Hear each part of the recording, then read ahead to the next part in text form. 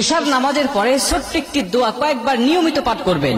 আল্লাহ আসমান থেকে গায়েবী রিজিক আপনাকে দান করবেন। এই দোয়াটা নবীজি সাল্লাল্লাহু আলাইহি ওয়াসাল্লাম নিজে তার মেয়ে হযরত ফাতেমা রাদিয়াল্লাহু তাআলা আনহাকে জানিয়েছেন।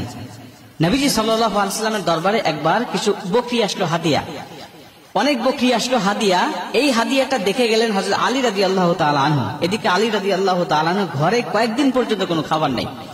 এগুলো দেখে চলে গিয়েছেন বাড়িতে, গিয়ে ফাতেমা রাদিয়াল্লাহু তাআলা আনহাকে ডাক দিয়ে বলছেন, ফাতেমা, আমি দেখে আসলাম নবীজি সাল্লাল্লাহু আলাইহি ওয়াসাল্লামের দরবারে কিছু বকরি হাদিয়া এসেছে, আমাদের ঘরে তো কয়েকদিন খাবার নাই, তুমি যাতা পিষতে পিষতে হাত দিয়ে রক্ত বের হয়, তুমি একটু নবীজির কাছে যাও, গিয়ে বলো সে যেন একটা বকরি আমাদেরকে হাদিয়া দেয়, তাহলে অন্তত আমরা ছেলে সন্তান নিয়ে কয়েকটা দিন অন্তত ভালোভাবে খেতে পারবো, আমাদের ক্ষুধাটা অন্তত নিবারণ করতে পারবো, তুমি চলে যাও তোমার পিতার দরবারে।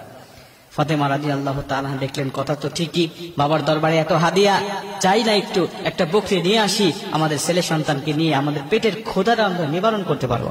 চলে গেলেন, গিয়ে বলছেন, বাবা, আমি শুনলাম আপনার দরবারে অনেক বকরি হাদিয়া এসেছে, একটা বকরি আমাদেরকে দেন, আমরা কয়েকদিন যাবত আজকে অভুক্ত অবস্থায় আছি, আমাদের সন্তান আপনার আদরের নাতি হাসান হোসেন পর্যন্ত না খেয়ে আছে, একটা বকরি হাদিয়া দেন, এটা নিয়ে আমরা একটু তাদের ক্ষুধাটা নিবারণ করতে চাই।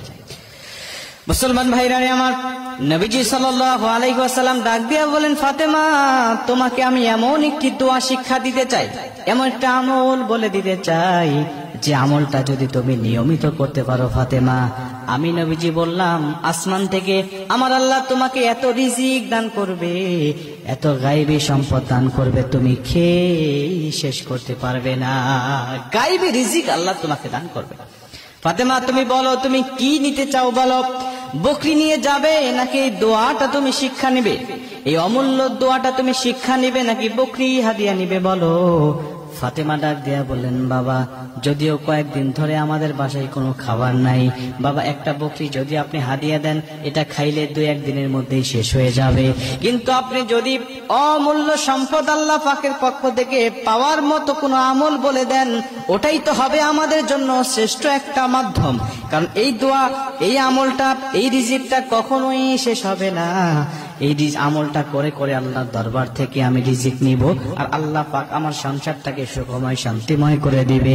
নবীজিকে যখন ফাতেমা রাদিয়াল্লাহু তাআলা আনহা এই কথাটা বললেন, নবীজি সন্তুষ্ট হয়ে গেলেন। ফাতেমা রাদিয়াল্লাহু তাআলা আনহাকে নবীজি ডাক দেয়া বলেন, ফাতেমা, তুমি আসলেই বুদ্ধিমত্তার পরিচয় দিয়েছো, তুমি চলে যাও আলী রাদিয়াল্লাহু তাআলা আনহুকে নিয়ে তুমি নিয়মিত আমলটা করতে থাকো, আমি নবীজি কথা দিলাম তোমাকে আমার আল্লাহ অগণিত রিজিক দান করে দিবে, অগণিত রিজিক আল্লাহ তোমাকে দান করবে। আমলটা কি?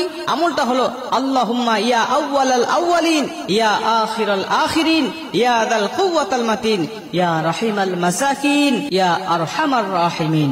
এই দোয়াটা তুমি নিয়মিত পাঠ করতে থাকো, আমি নবীজি বলছি কখনো তোমাকে আল্লাহ অভুক্ত অবস্থা রাখবে না।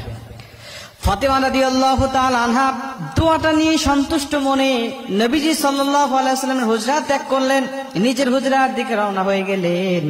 আলী রাদিয়াল্লাহু তাআলা আনহু তিনি ফাতেমার দিকে চেয়ে আছেন কখন তিনি আসবেন, কারণ নবীজির দরবারে যত হাদিয়া দেখেছি অবশ্যই তিনি একটা না একটা হাদিয়া অবশ্যই ফাতেমাকে দিবেন, খালি হাতে ফেরত দিবে না। এই আশা, এই বিশ্বাস, এই ভরসা